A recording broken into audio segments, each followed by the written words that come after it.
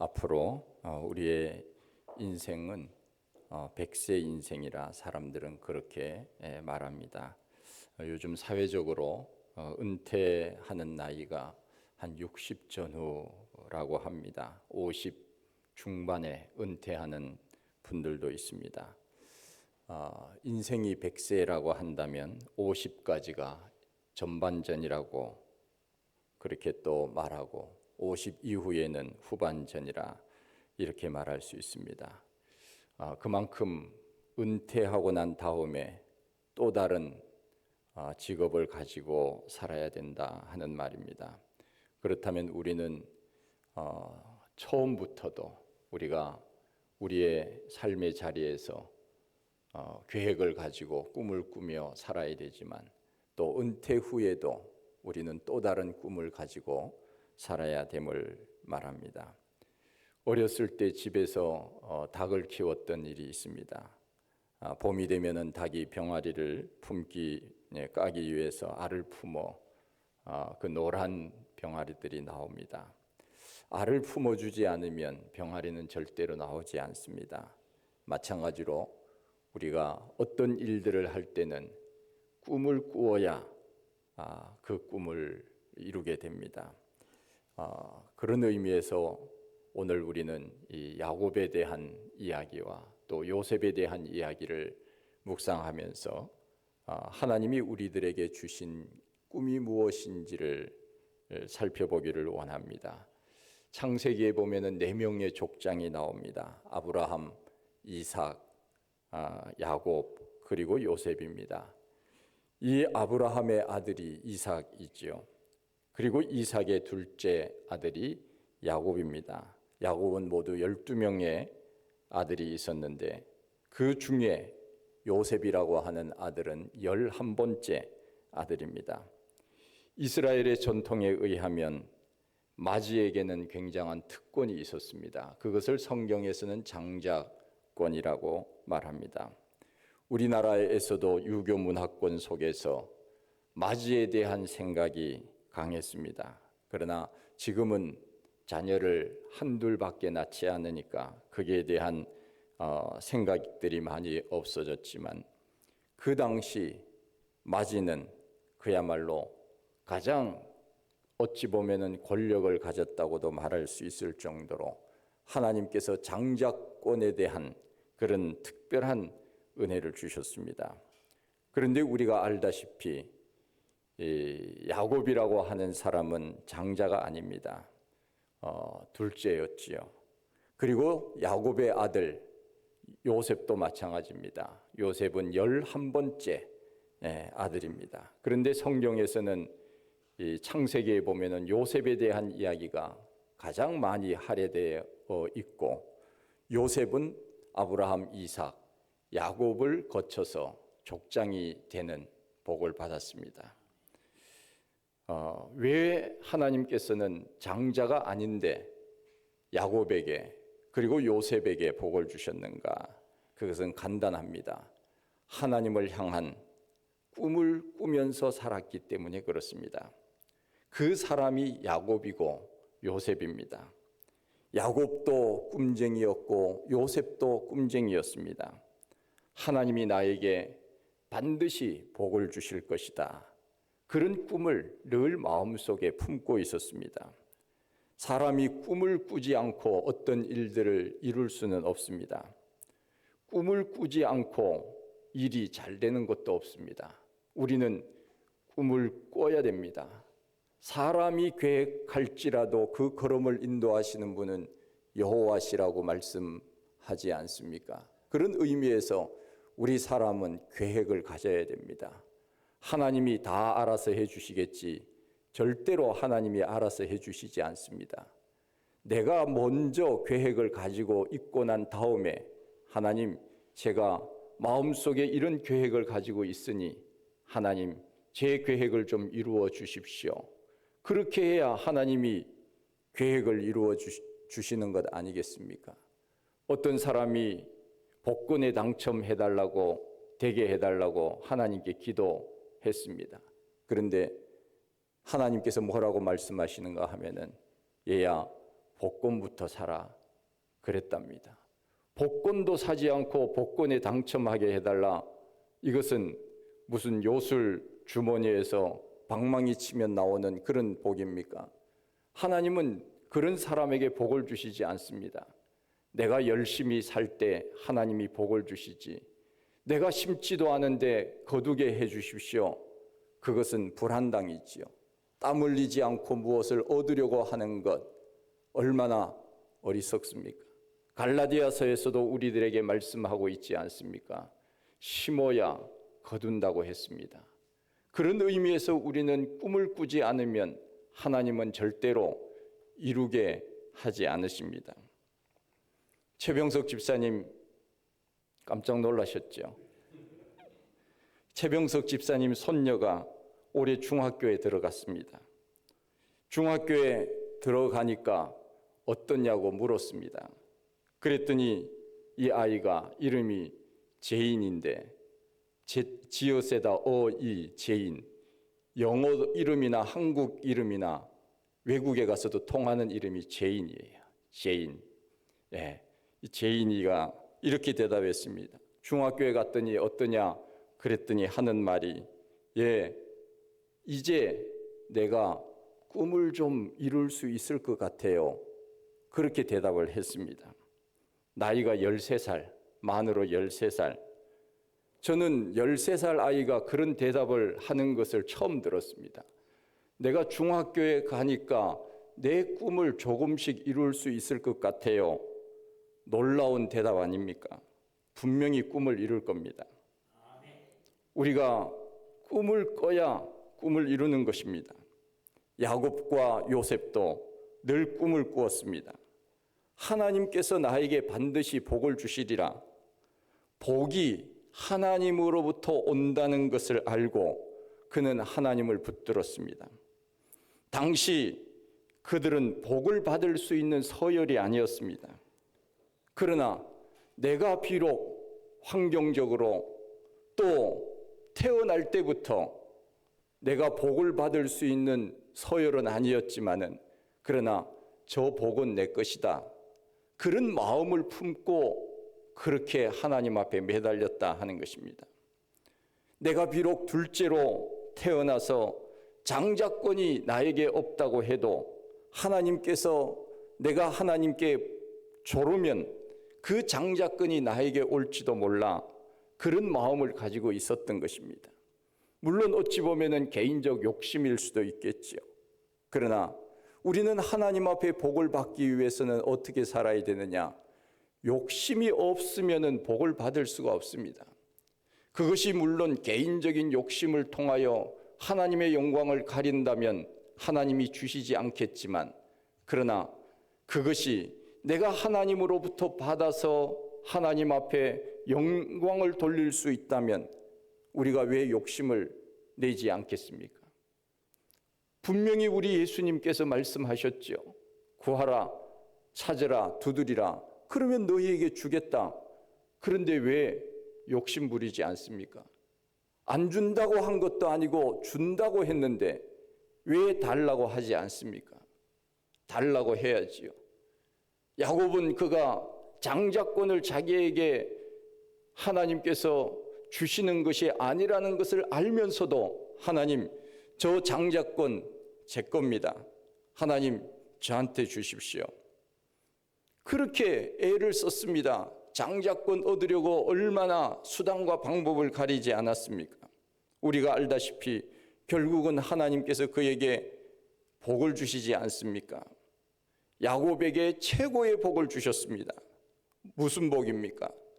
너는 이제부터 야곱이라고 하지 말고 이스라엘이라 하리라. 속이는 자라고 하는 이름에서 승리자라 하는 이름으로 하나님이 그의 삶을 바꾸어 주신 것입니다. 왜 그렇게 됐습니까? 하나님만이 복을 가지고 계신 분이라고 하는 것을 그는 알았기 때문에 어떻게 하든지 하나님 주머니에 있는 복을 내가 받고야 말리라 하는 그 야무진 꿈을 그가 가지고 있었기 때문에 결국은 이루어낸 것입니다. 요셉도 마찬가지입니다. 나는 비록 11번째 아들이지만 하나님께서 나를 향한 계획이 있을 거야. 그러면서 늘 하나님을 의지했습니다. 여러분, 내가 태어난 환경, 내가 여러 가지 가지고 있지 못하는 것들로 인하여 절망하고 좌절하면 누가 도와줍니까? 도와주지 않습니다. 내가 하나님 앞에 매달리는 방법밖에는 없습니다. 그가 애국으로 팔려가고 그곳에서 누명을 쓰고 감옥에 가도 하나님을 향한 믿음과 꿈을 한 번도 잃어본 적이 없었습니다. 하나님은 그와 같은 마음으로 살아가는 요셉에게 이렇게 말씀하셨지요. 내가 어디로 가든지 너를 형통하게 하리라. 하나님께서 형통의 복을 주셨습니다. 이유가 무엇입니까? 하나님을 향한 꿈, 하나님에 대한 믿음, 이것이 변치 않았다는 것입니다. 하나님이 반드시 나를 높이시리라, 하나님이 반드시 나에게 복을 주시리라고 하는 그 꿈과 열정을 한 번도 잊어버린 적이 없었습니다. 우리는 말을 할 때나 인사를 할 때도 늘 우리는 잘 된다고 해야 됩니다. 그것이 참말이든지 빈말이든지 우리가 자꾸 좋은 말을 하게 되면 우리의 인생은 말대로 되는 것입니다.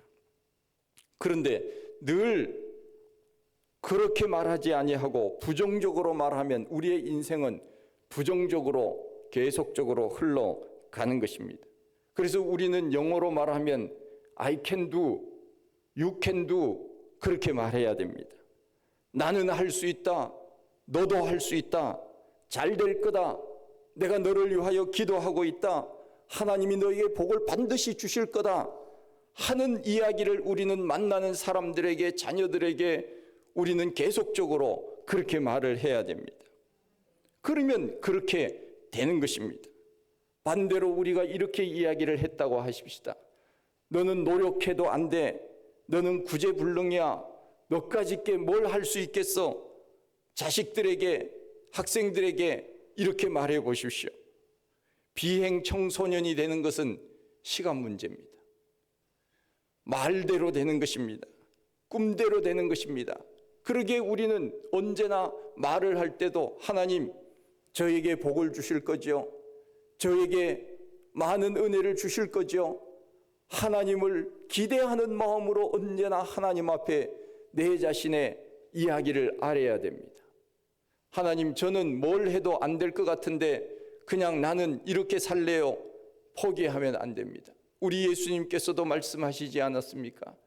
항상 기도하고 낙심치 말아야 될 것을 내가 너희들에게 말했다고 우리 주님께서 말씀하시지 않았습니까? 항상 기도하고 낙심치 말아라. Always pray.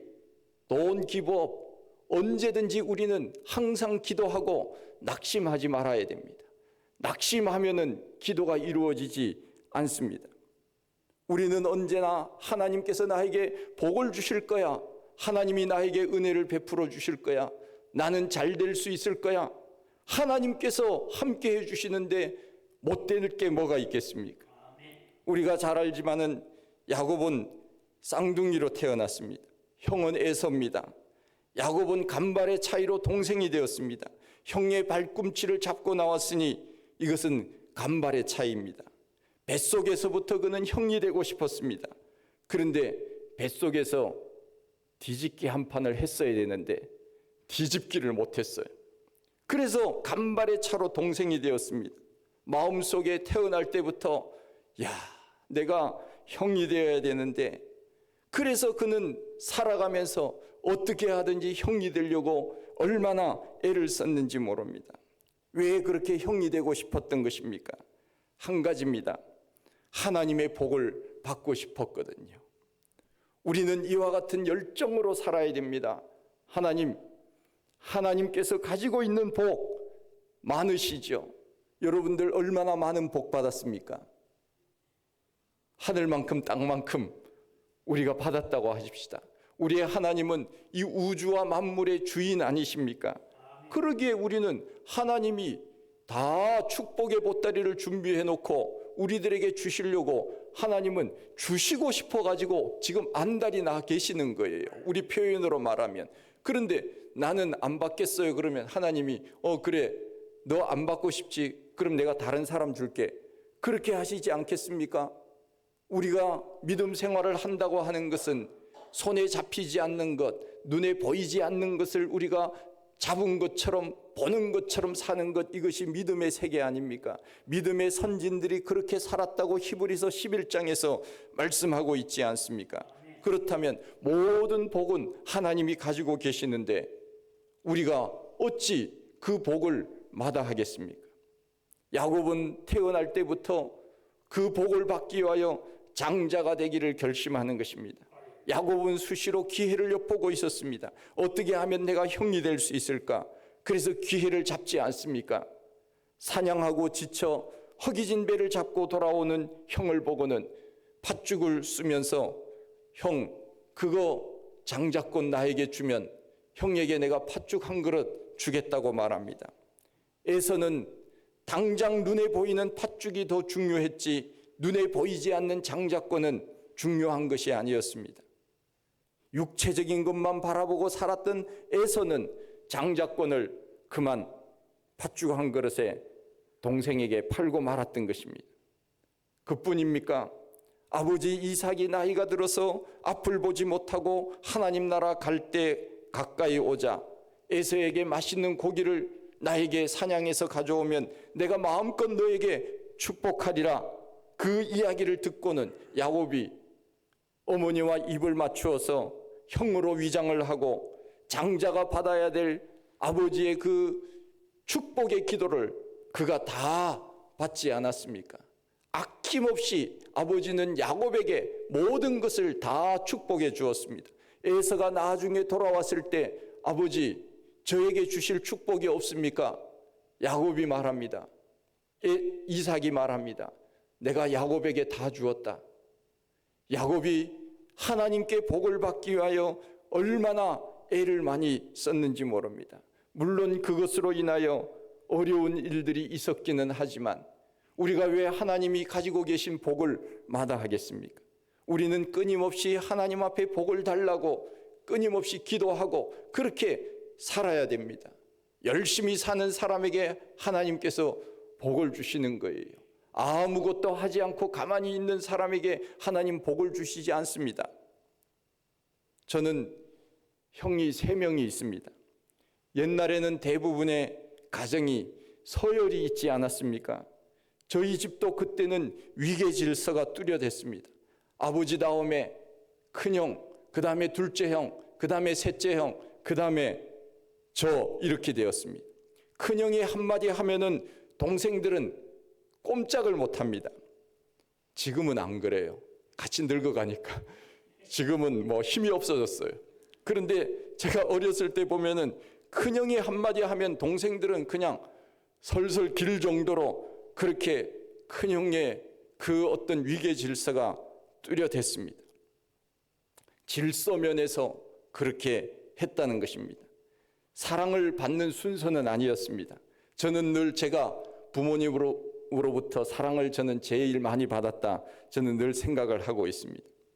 저희 형제들이 어릴 때부터 한 교회에 다녔습니다. 그러면 교회 안에 제가 지금도 이렇게 생각을 해보면 교회 안에 그룹들이 있었어요. 큰 형님 친구들이 있고 둘째 형님 친구들이 있고 셋째 형님 친구들이 있었습니다. 뭐 나이가 이제 나이별로 그렇게 친구들이 형성이 되는 것 아닙니까? 어쩌다가 둘째 형님이 큰 형님 노는 데 따라 붙으면 큰 형님이 못 오게 합니다. 그리고 때로는 저도 형 따라서 어디 좋은 데 간다 그러면 간다고 이야기를 했던 기억이 있습니다. 그런데 못 오게 했습니다. 옛날에 교회에서는 딸기밭에 자주 갔습니다. 포도밭에도 자주 갔습니다. 봄철, 가을철에 아마 그곳이 제일 놀기가 좋았던 것인가 봅니다. 그런데 형님들 가는데 같이 가고 싶다고 이야기를 했지만은 한 번도 저를 끼워준 적이 없었습니다. 지금은 말할 수 있어요. 끼워준 적이 없습니다. 왜요? 동생이 오면은 불편하잖아요. 어디 감히 큰형님 노는 곳에 동생이 낍니까? 안 됩니다. 그런데 이상한 것은 교회 후배 여학생들은 또 끼워주더라고요. 이상하죠? 참 이상합니다. 동생은 못 오게 하면서 후배 자매들은 끼워주고, 어찌되었든지 간에 그 당시에는 이런 위계 질서가 있었습니다. 다시 성경으로 돌아가면 그 당시 이스라엘 사회에 장자는 아버지와 같은 존재였습니다. 그런데 야곱은 겁도 없이 장자권을 호시탐탐 노린 것입니다. 그리고 결국은 장자가 되었습니다. 그 일로 인하여 외삼촌 집에 도망을 갑니다. 형의 노여움이 풀리기까지 기다린 세월이 무려 20년이었습니다. 그 세월 동안 4명의 아내를 얻었고 자식은 아들 12, 딸 하나를 얻었습니다. 그가 형 에서를 피하여 브엘세바 집을 떠나 하란으로 갈 때 어느 날 밤 루스 광야에서 땅을 침대 삼고 하늘을 이불 삼고 돌을 베개 삼아 길바닥에서 자고 있는데 눈물이 앞을 가립니다. 혼자 있는 외로움과 앞날에 대한 불안감이 그를 엄습했습니다. 눈물을 닦고 잠을 자는데 놀라운 꿈을 꿉니다. 하늘 끝까지 닿은 그 사닥다리가 자기에게로 내려오는 것입니다. 그리고 하늘의 사자들이 오르락내리락 하는 것입니다. 하늘에서 음성이 이렇게 들려옵니다. 그 내용이 바로 오늘 읽은 13절입니다. 땅의 모든 족속이 너와 내 자손으로 말미암아 복을 받으리라. 내가 너와 함께 있어 내가 어디로 가든지 너를 지키며 너를 이끌어 이 땅으로 돌아오게 할지라. 내가 내게 허락한 것을 다 이루기까지 너를 떠나지 아니하리라. 할렐루야. 야곱은 나쁜 사람이었습니다. 어떻게 형을 속이고 아버지를 속인 그 나쁜 사람에게 하나님이 나타나셔서 그 하늘에서부터 내려오는 그 사닥다리에 하나님과의 관계가 형성되는 그런 순간 아닙니까? 하나님께서 이 나쁜 놈아, 너가 그렇게 아버지를 속이고 형을 속이고 그렇게 해서 너가 장자권을 차지하려고 했어. 이놈 아주 나쁜 놈이네. 하나님이 그렇게 말씀하시지 않았습니다. 하나님께서는 복을 주신다고 약속하셨습니다. 너가 어디로 가든지 내가 너와 함께하여 너를 지키며 너를 이끌어서 너가 땅으로 내가 다시 돌아오게 할지라. 내가 허락한 것을 다 이루기까지 나는 너를 떠나지 아니하리라. 하나님께서 복을 주셨습니다. 우리가 생각할 때는 야곱이 어찌 보면은 진노를 받아야 될 그런 사람 아니겠습니까? 그런데 하나님께서는 야곱에게 복을 주신다고 약속을 하신 것입니다. 왜 그렇게 하셨습니까? 바로 하나님을 향한 그 놀라운 꿈을 이 야곱은 늘 가지고 있었거든요. 만일 야곱이 하나님이 아닌 우상에게 복을 달라고 했다면 하나님이 그렇게 했겠습니까? 야곱은 하나님, 우주와 만물을 만드신 우리의 하나님, 그분이 나에게 복을 주실 것이라고 하는 하나님에 대한 절대 신앙을 그가 가지고 있었던 것입니다. 그러기에 늘 하나님이 나에게 복을 주시리라고 하는 꿈을 그는 마음속에 품고 있었지요. 결국은 그가 그곳에서 하나님의 약속을 받아내고 야곱이 이렇게 말합니다. 17절 말씀, 두렵도다 이곳이요 이것은 다름 아닌 하나님의 집이요 이는 하늘의 문이로다. 그래서 그곳 이름을 베델이라 이름하였더라. 하나님의 집이라고 했습니다. 이 하나님의 집 베델이 결국은 솔로몬의 성전 터가 되는 것입니다. 그야말로 하나님의 집이 된 것이지요. 수단과 방법을 가리지 않았지만 하나님이 복을 주신다고 하는 것은 곧 하나님은 야곱에 대한 열정을 받으신 것입니다. 나를 향한 열정, 하나님을 향한 열정, 하나님이 나에게 복을 주신다고 하는 그 열정을 하나님은 좋게 생각을 하신 것입니다. 그러기에 우리는 언제나 이 세상의 잘못된 것에 마음을 빼앗기는 것이 아니라 내가 하나님 앞에 나아가면 하나님은 그 수많은 복을 가지고 계시다가 나에게 줄 거야 하는 꿈을 우리가 이 땅에서도 누리며 그렇게 복을 받고 살아야 되지 않겠습니까? 복을 주시면 하나님께서 우리가 이 땅에서도 잘 될 것이고 또 다른 사람들에게도 많은 유익을 줄 수 있는 것이 아니겠습니까? 언제나 우리는 꿈을 꾸십시오. 하나님 복을 주십시오. 하나님 복을 받아야 저는 살 수 있습니다. 자식이 잘 되기를 우리는 꿈꾸며 기도해야 됩니다. 교회가 잘 되기를 우리는 꿈꾸며 기도해야 됩니다. 저 다른 교회가 잘 되고 저 다른 집이 잘 되고 그런 바보가 어디 있습니까? 우리가 넉넉하지 않으면, 내가 가난하고 아무것도 없으면 도와주고 싶어도 못 도와주는 것입니다.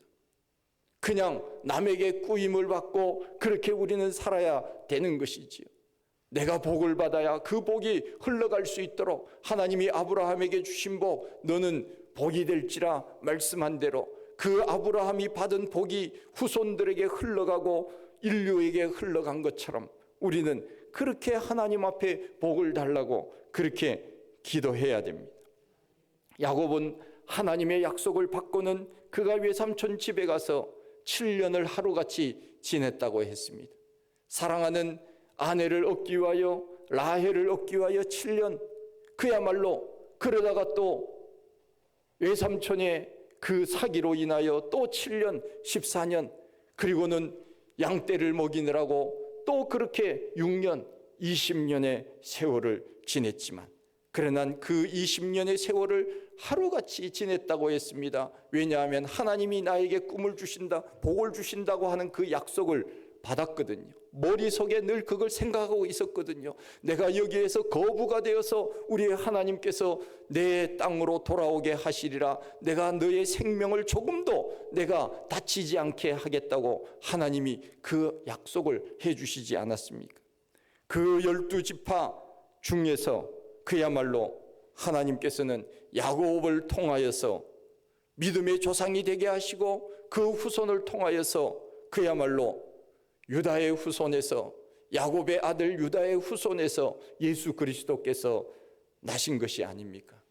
하나님은 우리가 꿈을 꾸고 있는 한 하나님도 우리의 꿈을 기억하고 계시고 그 꿈을 이루시도록 하나님께서 우리들에게 늘 눈여겨보시면서 그 복을 주시려고 오늘도 준비하고 계신다는 것을 잊어서는 안 됩니다.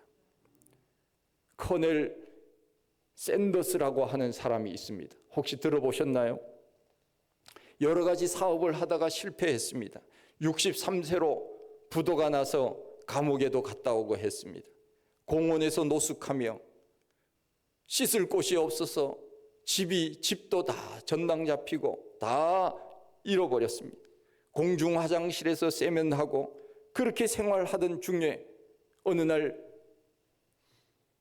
작은 교회 앞을 지나는데 교회에서 풍금 소리가 났습니다. 가만히 들어보니 찬송가 338장, 네 주를 가까이 하게 하면 십자가 짐 같은 고생이나 하는 이 찬송이 흘러나오는데 자기도 모르는 사이에 교회로 들어가서 예배를 드렸답니다.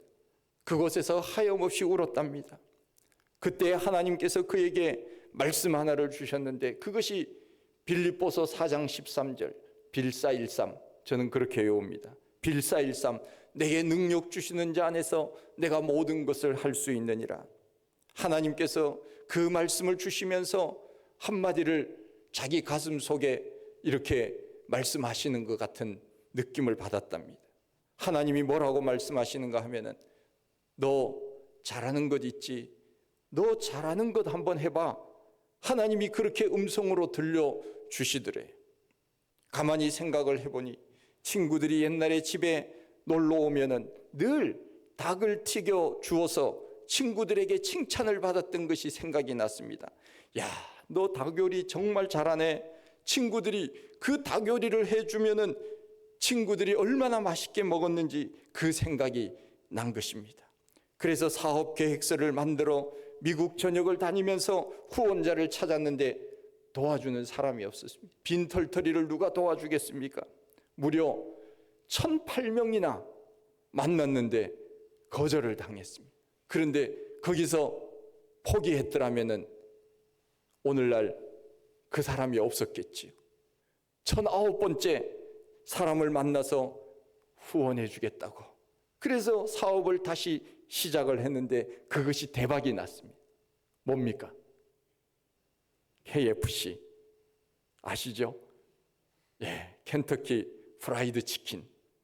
63세가 넘는 나이에 그는 새로운 꿈을 꾸고 포기하지 않고 하나님께서 그에게 은혜를 주셔서 4주를 가까이 하게 하면 십자가 짐 같은 고생이나 그 찬송의 은혜를 받고 하염없이 눈물을 흘리면서 하나님 앞에 예배를 드릴 때 하나님께서 너 할 수 있는 것, 잘할 수 있는 것 있지? 그거 한번 해보라고.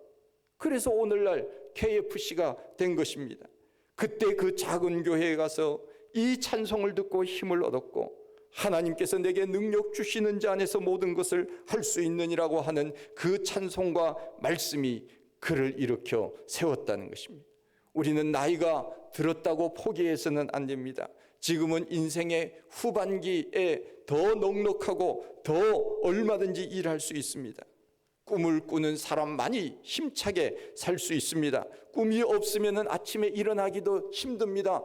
꿈이 있어야 벌떡벌떡 일어납니다. 일이 있어야 벌떡벌떡 일어납니다. 그런데 일이 없으면 이불 속에서 그냥 계속적으로 밍기고 있는 겁니다. 우리는 늘 꿈을 꾸십시다.